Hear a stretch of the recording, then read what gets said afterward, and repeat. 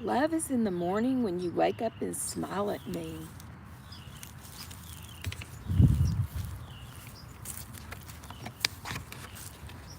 Love is when we talk together, happy as can be. Sometimes love is quiet and needs no words at all. Love is there to catch you when you are about to fall. I'm taking us back indoors. It's getting very noisy outside, even though the birds were nice. It's getting quite cold outside again. Love is there to catch us or catch you when you are about to fall. Love is when we huddle close and shelter from a shower. Love is when we take the time to stop and smell a flower. I love you when you get it right and when you get it wrong. I love you so, and when I try to count the reasons why, then there are stars up in the sky. I find there are more reasons than there are stars up in the sky. That was a book called Love, I Love You All the Time by Emma Dodd. It was a 2016 copyright book. And happy St. Patrick's Day. It's St. Patrick's Day. I hope you wore green. And so we're going to finish up our Lou Gehrig book. And then we're going to go to our unschooled story. And then we're going to read a brief snippet about Anastasia. So here we go. The greatest example. This is Lou Gehrig. He's one of baseball's greatest players. It was the 4th of July, 1939. The Yankees were playing a doubleheader with the Washington Senators in the big stadium far up in the Bronx.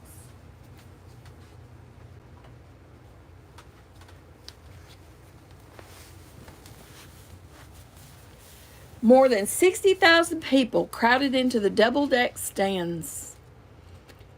It was more than a holiday celebration, more than just a good game, more than just a good day for baseball. It was Lou Gehrig Day. The crowds pushed into their seats. They were all talking about Lou's retirement from baseball. There will never be another like the Iron Horse, said a man in the first row box. Just think, he played in 2,130 consecutive games. Why, nobody will ever come close to that record, said his friend. Look, there's the 1927 team comeback for Lou's Day. The first man stood up to see better. Yes, said his friend. That was the first Yankee team to win 4 straight World Series games when Lou was a regular. A band from the 7th Regiment was parading smartly around the field and across the field. Behind the band marched Lou's old teammates of 1927, Babe Ruth, Bob Meusel, Waite Hoyt, Wally Shank, Ben Bingo, Tony Lazzari, Mark Conning, Jumping Joe Dugan, Bob Shockey, Herb Pinnock, Deacon Everett Scott, Wally Pipp, and George Pipgras. When they all had reached the flagpole, the players formed a square. While the band played the championship pennant of 1927 was run up on the flagpole. The crowd cheered loudly. The procession marched back toward home plate. Where's Lou? Asked the man in the box. Oh, he'll be out in a minute, said his friend. Say, how many world champion teams has he played on anyway? Let's see. It's here in today's paper, said the other. He played in 7 World Series. The Yankees won 6 of them. I know he was captain of 4 straight world's captain teams, said his friend. And listen to this. The first man read on. He played 13 full seasons for the Yankees and part of another. His batting average for all those years was .340 or 340. He hit 494 home runs in all. What a man! I don't see how he could go on being so good even when he was injured, said his friend. He fractured his hand 17 times and still went on playing. He would have taken himself out of the game if it wasn't playing well, too, said the first man. In fact, he often did after a few innings. Here he comes! A great shout went up from the crowd. Everyone jumped to his feet. Around home plate, the players from both the Yankees and the Senators were lined up with the band and the 1927 players. From the dugout walked Lou. He was bareheaded and wore his baseball uniform. His face was serious. There was not a trace of his usual smile. In fact, he was so choked with emotion he could hardly speak. He thought, what have I done that all these people are cheering so hard for me? He wondered why he couldn't smile. He knew he wasn't sad because he was retiring from baseball. He knew he wasn't sad because doctors had advised him it was time to stop playing. But the great cheers from all these people for him, Lou Gehrig, was such a wonderful thing. He did not know what to make of it.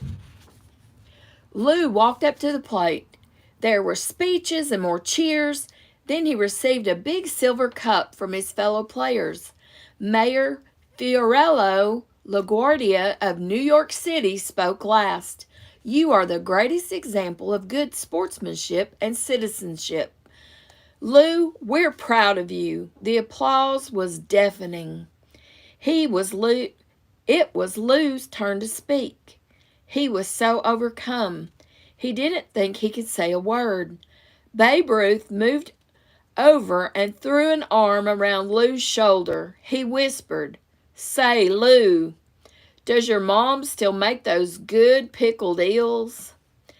Lou had to smile at that. He nodded back, yes, and stepped up to the microphone. He could talk now. He thanked them all for their kindness. He told them he had enjoyed playing baseball more than anything else. What young man wouldn't give anything to mingle with such men for a single day, as I have done for all these years? You've been reading about how I'm retiring. Maybe you think it is a bad break, but today I think I'm the luckiest man alive. Up in the press box, the sports writers were writing down everything for their newspapers. One said, I've never seen anything so fine on a baseball field before in my life, and I've been covering games for many years. His neighbors said, that's because Lou is always simple and kind, always brave and loyal. No matter how successful he has been, he has never changed. Everyone loves him, and he didn't know it until today. Lou walked off the field with Mayor LaGuardia. The little mayor had to look up to talk to tall, husky Lou. Lou had to bend over to hear him. The crowd laughed good-naturedly. Lou, the mayor was saying, I hope you've given some thought to that job we talked about. Yes, said Lou, I'm deeply grateful for your offer. Of course, the season isn't over yet, but... No rush, Lou, said Mayor LaGuardia. But you do a wonderful job.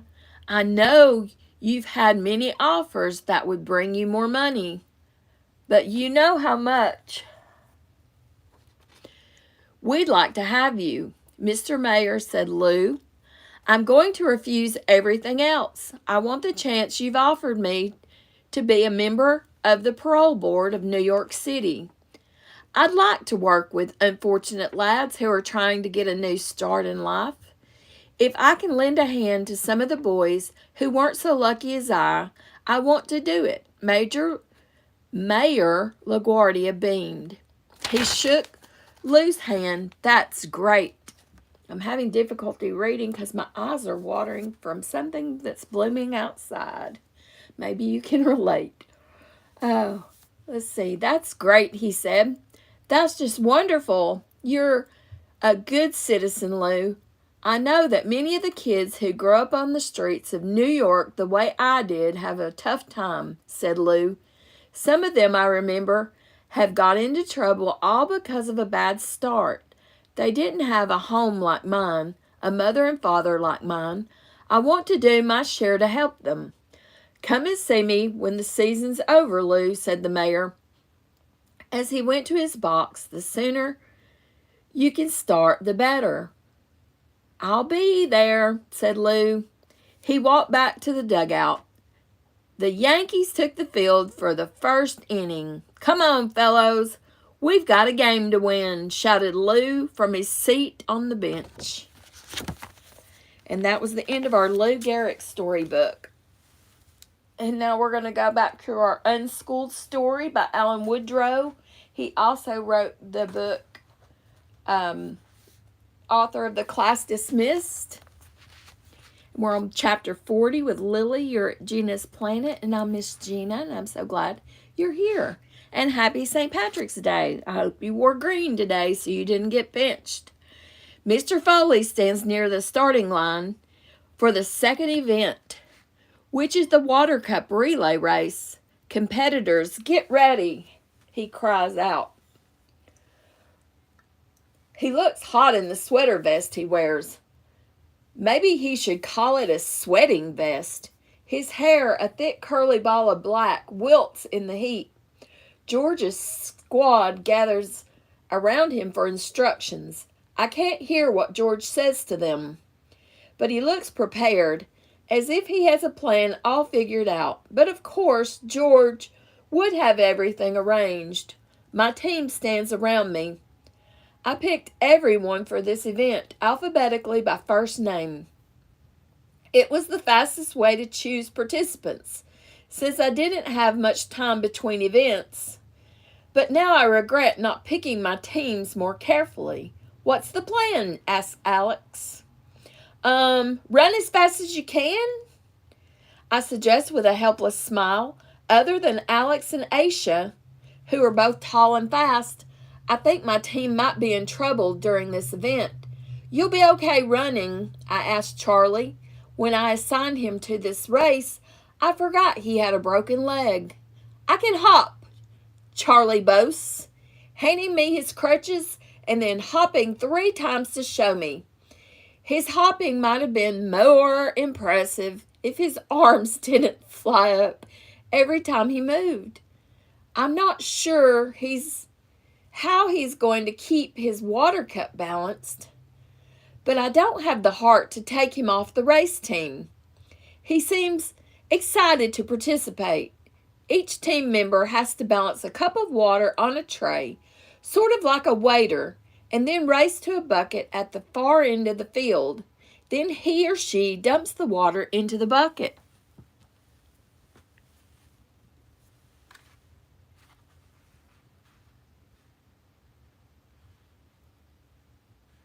Lost my place for a minute. My eye is still profusely watering.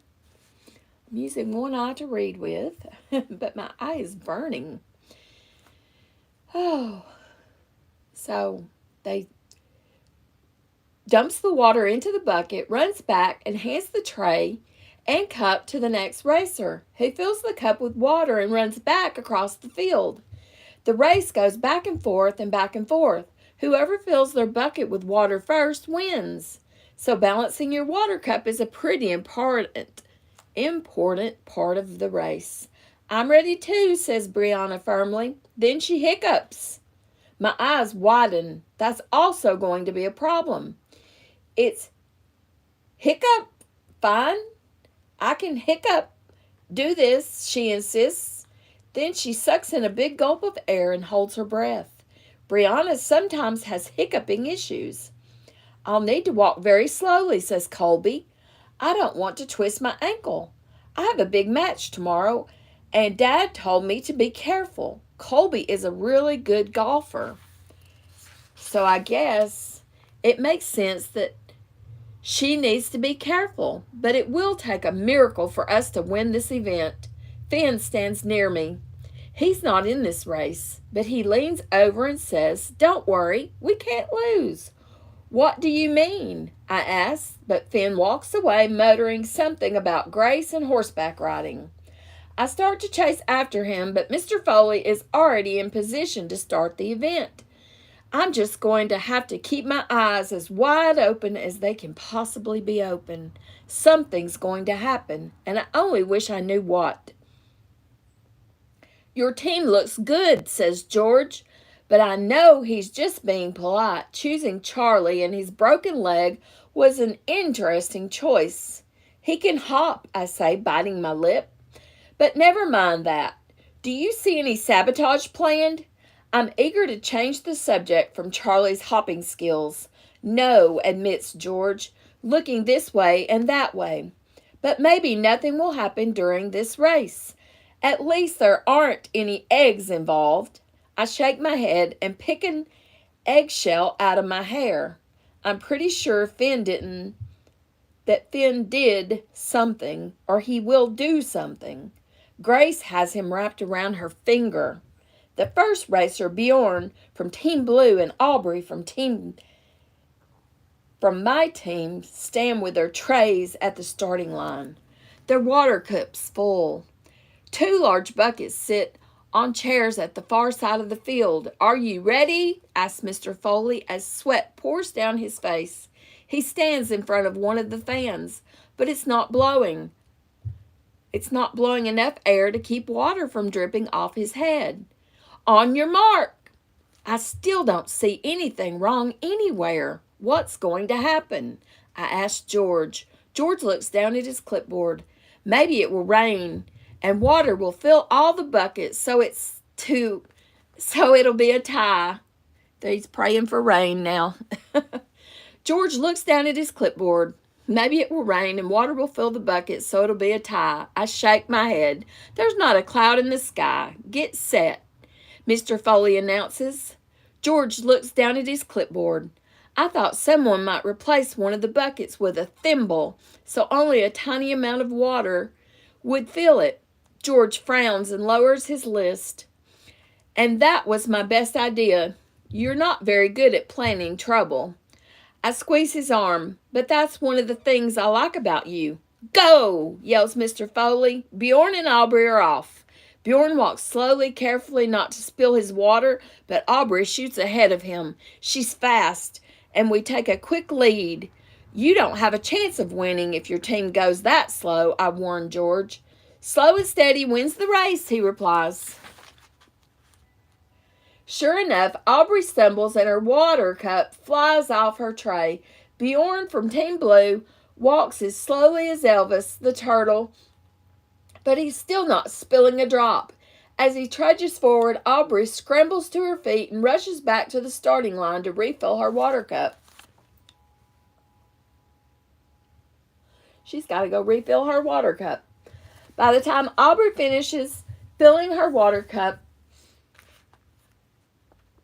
and dumping it into the bucket, we're behind. Brianna is up next. She's speedy and catching up. But then she hiccups. It's one very, very loud hiccup. Her tray wobbles and the tea cup teeters. Actually, it's just a cup. Her cup teeters. She swallows some air, smiles, and then runs forward. Her hiccups seem to have hiccuped themselves out after only one. I breathe a deep sigh of relief. She's neck and neck with Lizzie from Team Blue. "Go, Lizzie!" yells Adam from the sidelines. Lizzie turns her head and smiles. She raises her hand to wave to Adam, forgetting she's holding a tray. Her cup of water topples over and drenches her pants. "Pay attention," cries George, pulling on his hair.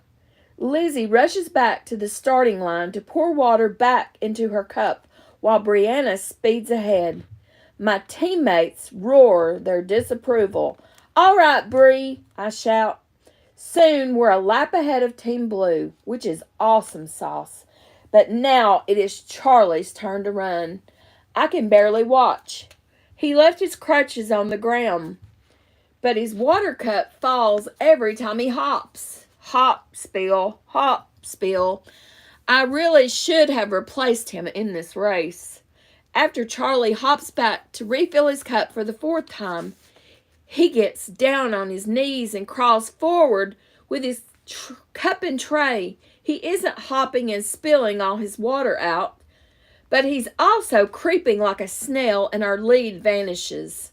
Both teams cheer wildly as Charlie finally dumps out his water cup and hops back to the start, his arms flailing to keep himself steady. He's actually surprisingly fast when he hops, but we're now 2 or 3 cup pours behind. I don't know how full our water bucket is, but it can't be nearly as full as Team Blue's bucket. I slip past my clapping and hollering teammates and walk to the end of the field for a closer look at the buckets.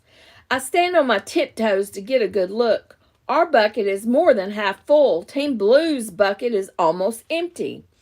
I blink and stare at it again. I must be seeing things. Nope, their bucket is almost empty. But that's impossible, or it should be impossible. When I look closely, moving a little farther down the line, so I see the back of the buckets, I spy a small but steady stream of water flowing from the bottom of Team Blue's bucket. A hole. Someone jabbed a hole in the bottom of the blue plastic bucket. Surprisingly, no one else has seemed to notice. There are no volunteers standing back here to look, probably because there are no fans over here and the volunteers want to keep cool. But one of the parents looks like she's getting ready to check the buckets. When she gets here, she will see exactly what I see. This will be a disaster. Instead of prizes, we'll get lectures, detention, and who knows what else. Nothing good, that's for sure. Don't my teammates understand they need to play fair? Finn and Pete whisper to each other near the starting line. Sarah and Grace share a laugh. Now they don't know how to play fair, but I gave my word we wouldn't cheat. I need to fill Team Blue's bucket with water before the scheme is discovered. If only it would rain. As I look around for anything, something, I don't know what, my eyes rest near the supply shed at the back of the school. That's where the ground crew's industrial strength sprinklers are lined up. Sprinklers mean water. Industrial strength sprinklers mean a whole lot of water. That would be even better than rain. While racers run with trays and water, I sneak over to the sprinklers. The crowds cheer. Even Principal Klein claps. Then a parent volunteer starts walking down the line towards the buckets. She is almost at the end, but I have already reached the sprinklers. I take a deep breath. I reach down and twist the sprinkler spigot. And then I run. The hose bulges with water. I'm already back near the pack of kids when the water erupts. The sprinkler shoots water directly into the line of kids watching the race. A downpour of industrial strength wetness. The sprinkler clicks and twists, spreading water from left to right across our entire group. Click, click, click. It says the water soaks me. But since I'm already sort of covered in egg, the water feels good, cleaning me. But the water spray doesn't stop. The sprinkler head continues to click and rotate. The spray soaks the racers waiting to run, and then the teachers and parents.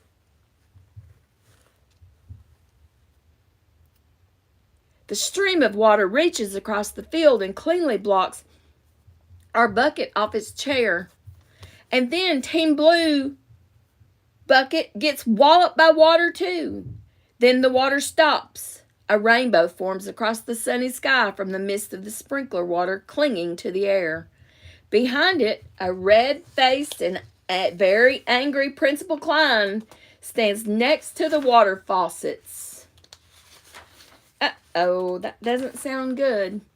Next time we'll be on chapter 41 from the perspective of George. Now we're going to read What is the Story of Anne of Green Gables by Ellen LeBrecq. We're on chapter 3, Anne arrives, and next we're going to read a short excerpt about Anastasia. She's a girl from Russia. In the spring of 1905, Maud, now age 30, came across a note in her journal that would change her life.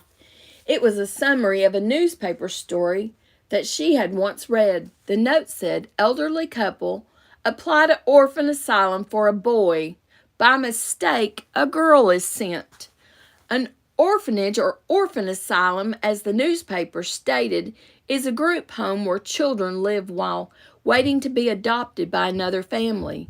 Orphan children are those who have lost both of their parents. In the 21st century, children live with temporary families called foster homes while they wait to be adopted into a permanent home. In Maud's time, orphan children were sent to homes without even meeting their new families. It was much harder to travel for people to get to know one another first. The children being adopted usually became farm workers and helpers in their new households, and there were plenty of orphan children who needed homes. It was much more common for adults to die at younger ages than it is today. Based on the note in her journal, Maud began writing the outline for a new book. Maud wanted this story to be different from what she had written for the magazines. She decided to write about a not-so-perfect but very lovable girl. Maud named her Anne Shirley. Maud's story began by describing an adult brother and sister, Matthew and Marilla Cuthbert, who lived together in a home they called Green Gables. Maud made up a name for their town, Avonlea, which just happened to be on Prince Edward Island. The story was set in the 1870s. Because Matthew Cuthbert needs help taking care of Green Gables, doing chores such as chopping wood and feeding their horses, he and his sister decide to adopt a boy from an orphanage in Nova Scotia. When Matthew rides to the train station, he discovers that a girl named Anne has arrived instead. Anne is a slender 11-year-old girl with bright red hair. Matthew wants to send Anne back to Nova Scotia. He doesn't believe she can help him with all the farm work, but Anne is desperate for a family of her own. She begs Matthew to let her stay, and so he agrees to at least bring Anne back to Green Gables to see what Marilla thinks about their unexpected guest. Anne is a happy and talkative child. Matthew, who is shy, likes Anne right away. On the horse-drawn carriage ride back to Green Gables, Anne does most of the talking while Matthew listens. One thing she tells Matthew is how much she dislikes her red hair. "I can't be perfectly happy," Anne says. "Nobody could who has red hair. It will be my lifelong sorrow." And then this is titled The Gift of Gab. Anne Shirley likes to talk a lot. She uses very descriptive language to explain her grand ideas. Anne's colorful way of speaking is one of the reasons fans are so devoted to her. Many of her well-known sayings are about the importance of good friends, having a positive outlook, and how beautiful nature can be. It's been my experience that you can nearly always enjoy things if you make up your mind firmly that you will. Look at that sea, girls, all silver and shadow and vision of things not seen. We couldn't enjoy its loveliness any more if we had millions of dollars and ropes of diamonds. True friends are always together in spirit. Dear old world, you are very lovely, and I am glad to be alive in you. At this time, some people actually felt the same way Anne did. They thought that red hair was not very pretty. The fact that Maud Montgomery created Anne's character with red hair was significant. It made her even more of an outsider arriving on Prince Edward Island than she already was. By the time Anne and Matthew arrive at Green Gables, Matthew already knows he would like Anne to stay. But Anne has to convince Marilla Cuthbert, who isn't as easily charmed as her brother had been. She is a serious woman who doesn't easily warm up to children, especially one who is outgoing and talkative as Anne. Anne tries her best to convince Marilla that she could be just as useful or more useful than any boy. I'll try to do and be anything you want me, if you'll only keep me. But Marilla is determined to send Anne back to the orphanage in Nova Scotia. The next day, during a horse and buggy ride, Anne tells Marilla about her early life. Both of Anne's parents died when she was just a baby. Neither of her parents had any living relatives. So a housekeeper named Mrs. Thomas took Anne home to live with her. Anne lived with Mrs. Thomas and her husband until she was 8. But she didn't have an easy life with the Thomases, who sometimes hit her. Anne was then sent to live with another family where she cared for 6 children, 3 sets of twins. Finally, Anne went to live in the orphanage. She barely had the chance to go to school, but she made up for her lack of education by reading every chance she could. Anne's story makes Marilla Cuthbert feel sorry for the young girl. She feels sad that nobody had ever really cared for or loved Anne. In her heart, Marilla knows she cannot leave Anne to become the servant of another family or return her to the orphanage. Marilla and Anne return home together. Matthew is so happy to see them both. Marilla has decided to let Anne stay for good. Now she finally has a home and her very own bedroom. Maud describes the scene outside of Anne's bedroom window as having lush fields, cherry trees, showered over with blossoms, and grass sprinkled with dandelions. There is also a sparkling blue glimpse of sea. Anne's beauty-loving eyes lingered on it all. Learning that Matthew and Marilla have agreed to let her stay at Green Gables, Anne says, "I'm glad as glad can be." She continues, "Oh, glad doesn't seem the right word at all. It's something more than glad. I'm so happy. I'll try to be so good." And next time we'll be on Chapter 4, entitled Home. Now we're going to read that excerpt about Anastasia. This is Anastasia, and it's a memory book or a type of journal. It has a portrait of Her Imperial Highness, the Grand Duchess Anastasia Nikolaevna. Anastasia Romanov was born in a beautiful seaside palace on June 18th, 1901. She was the youngest daughter of the Tsar Nicholas II, the ruler of Russia. And Russia is a country that is located in Europe. Part of it is in Europe, the West, and the East part is in China. Because she was the daughter of the Tsar, Anastasia's official title was Her Imperial Highness, the Grand Duchess Anastasia Nikolaevna.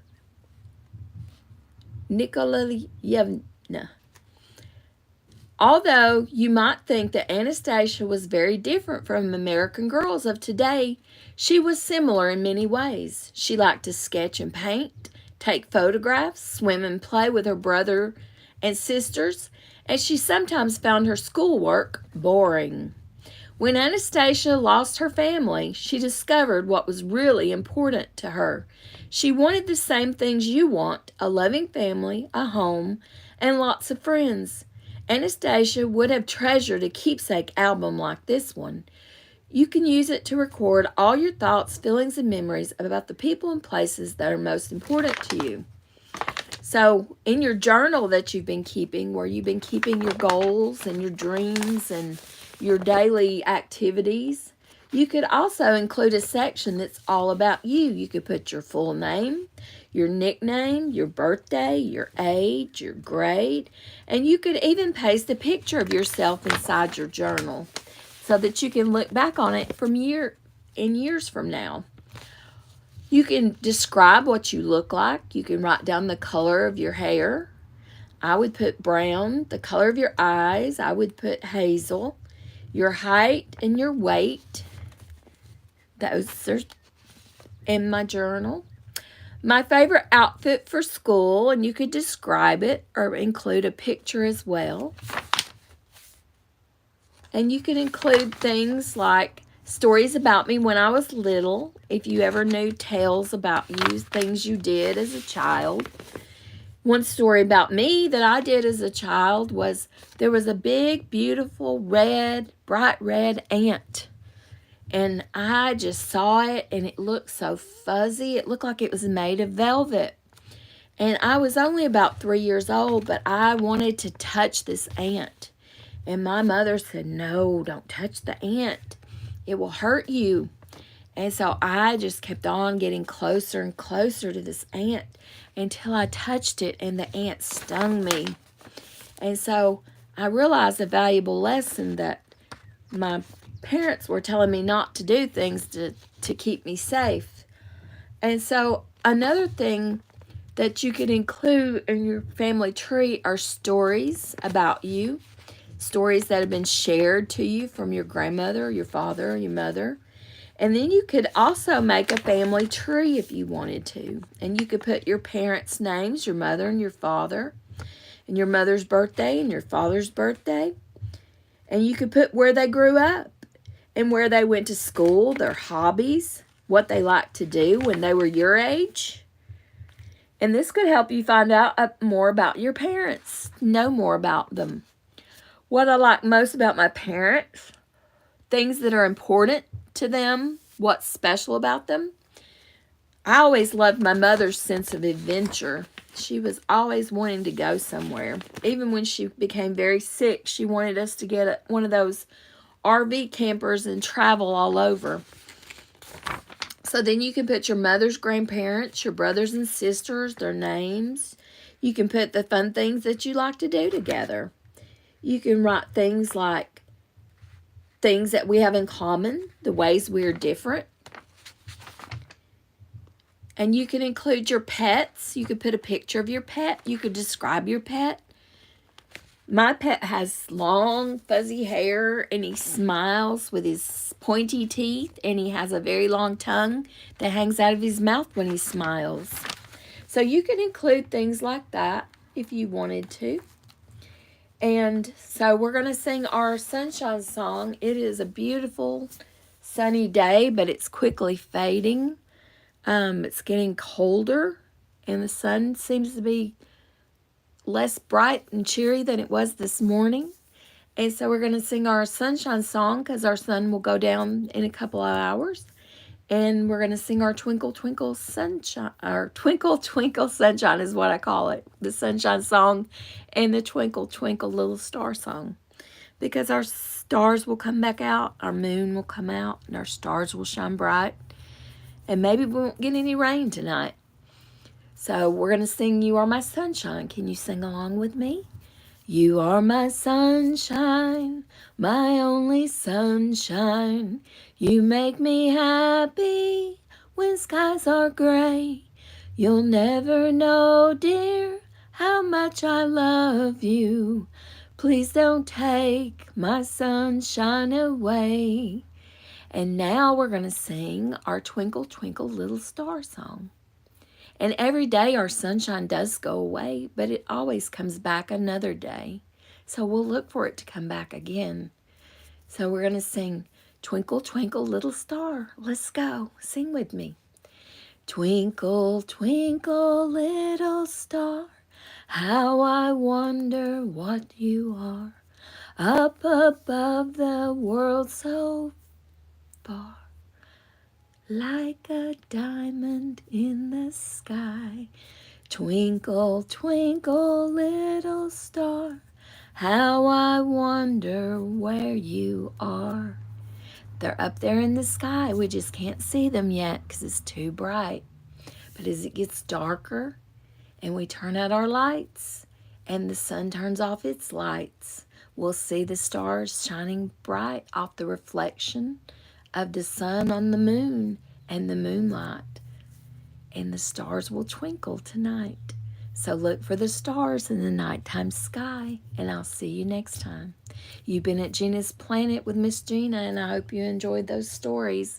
We read a different variety of stories today, and I hope you enjoyed them. I'll see you next time. Have a wonderful winter day.